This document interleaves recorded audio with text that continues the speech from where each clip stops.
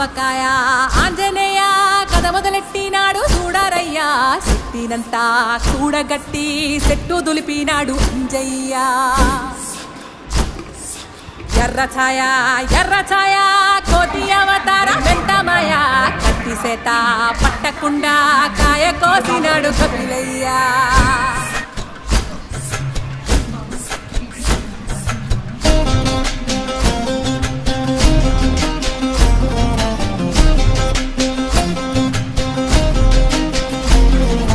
అంజనమ్మ ముందు పంజుల్ పుంజుల్ సీడి మామిడి ముక్కలు కుప్పల్ తెప్పల్